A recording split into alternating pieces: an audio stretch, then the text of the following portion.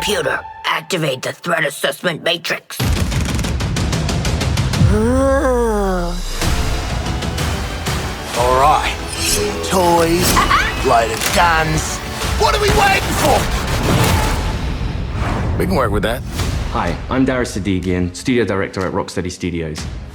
In our last episode, we talked about how Suicide Squad Kill the Justice League allows players to customize each character and their playstyle through story-driven mechanics. Man, if you gave me 5 minutes in there, you'd have the world's authority on microtech and all my inventions. Aw, he's so sweet. He's not gonna make it. The Suicide Squad gave us the scope, the narrative, gameplay, and then the idea of being able to expand that, be able to take this further. It's going to feel completely fresh. In that spirit, we want to deliver totally new content at no cost for those who purchase Suicide Squad Kill the Justice League. We're back in business. All right, let's steal their shit. Today we'll discuss customization options that draw from the full spectrum of DC Comics. You'll see emotes, rival taunts, outfits, and more. We wanted to have a game that was very focused, but this time we really want to expand out with being able to dynamically update, add new content, take on feedback, and evolve the game over time. For the first time ever, we'll give you a preview of what's to come after the credits roll on our main story campaign. We always designed the game in a way that we really wanted it to be accessible for everyone. And for those players that want to delve even deeper into our gameplay and into our systems, it really is about delivering new places to explore, new worlds to be in, new stories, new characters, and creating unique ways for you to play. We're gonna give you the content you love. Speaking of, what are you doing, mate? I'm smiling. Let's dive into Suicide Squad Insider Episode 3. Welcome to Task Force X. From the onset, Suicide Squad, being a squad, felt like the right fit for the kind of game that we wanted to make. You get to play with friends, you get to play on your own, but while you are playing on your own, you're playing with the squad, always. Every aspect of our games, we always look at it through the lens of Rocksteady's treatment. And that just doesn't stop at gameplay, that doesn't stop at story. When we're looking at the social features that we've really introduced into Suicide Squad, it has Rocksteady's approach. What do we think players will have fun with? This game has the mechanics to play kind of socially competitively, like none of our games have previously, and it really fits the characters of the squad. With multiplayer, we're leaning into the competition within the squad to show off your skills, show off your mettle, be the best one. I'm a freaking superstar. The squad are working together under duress. And so it's fun to add in mechanics to encourage the players to behave in the same way. So a lot of the time what you'll actually be doing is trying to get the highest score, which luckily helps you all complete the mission, but the best player in any mission becomes the squad leader in multiplayer for the next mission. How great was I? We have leaderboards for solo play, for playing with one friend, two friends, or a 4-player squad. You're competing with everyone across the world. Cross-platform, it is the best of the best. Think you're hot shit on toast, but you're cold fart on bread. Did you see that? Tell me you did. I was like, how do you like that? Precisely. Outstanding!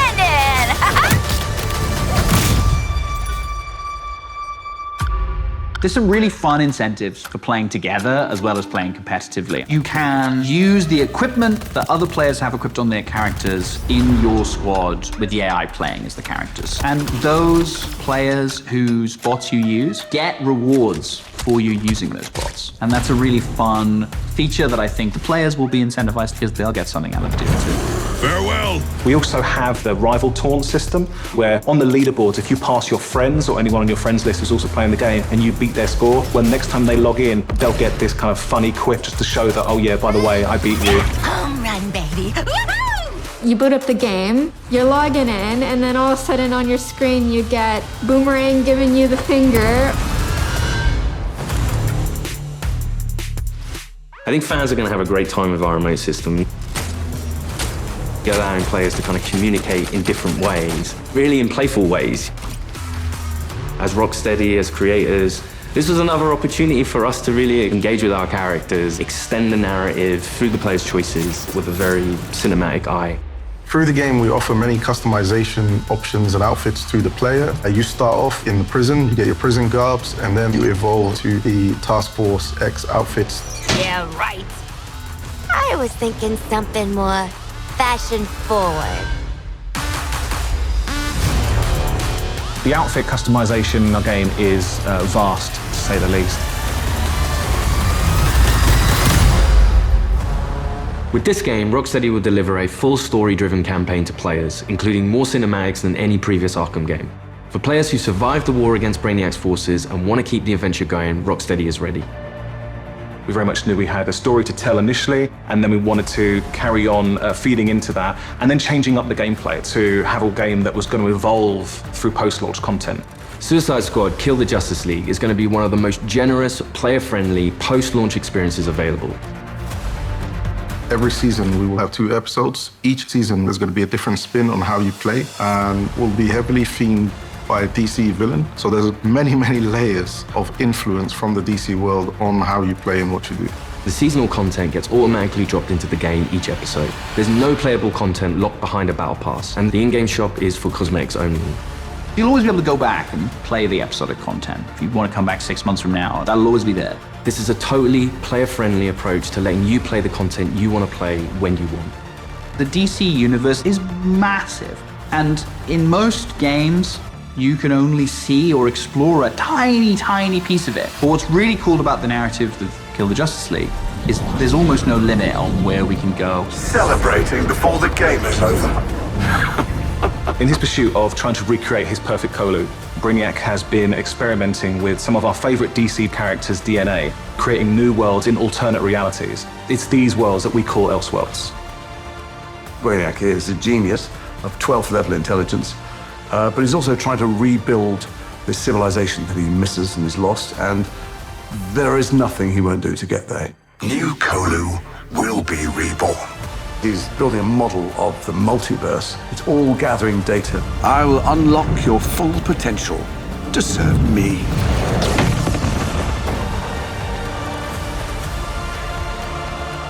There's different versions of everybody in different universes, and their timelines have just diverged at some point. We've got lots of amazing characters coming up in seasonal play that I'm really excited for players to meet. And the Elseworld principles gives us lots of flexibility and lots of room to put our own spin on them.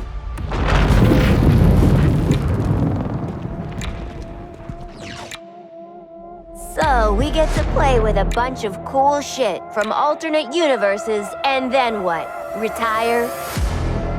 When Season 1 launches this March, you'll be able to unlock a new playable character for your squad, the Joker. At least buy me dinner first.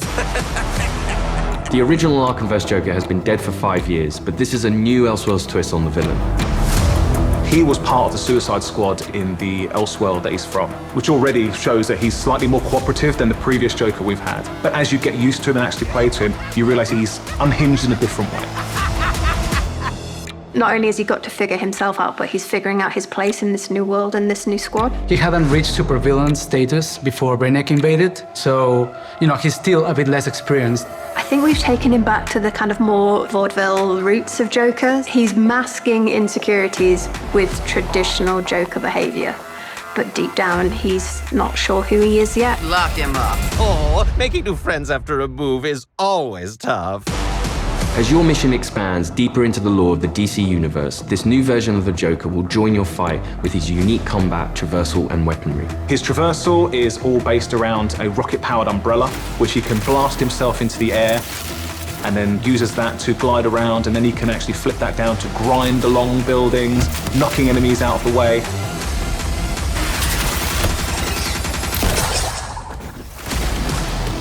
And the kind of frantic, vertical and horizontal energy that he has means you've always got to be moving and always attacking the enemies.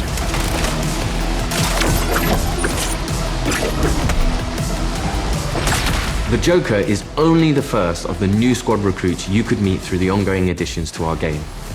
Over time, we can build up a library of characters that DC fans might not have expected to see in a video game, like a regular comic book release.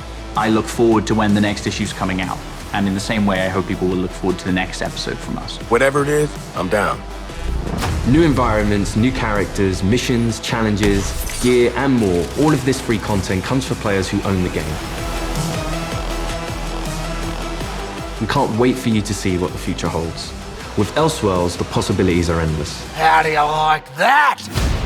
Thanks for watching this series. We hope you'll join us for Suicide Squad Kill the Justice League, a third-person action shooter where some of the wildest villains of DC Comics join forces to save the world from its greatest heroes.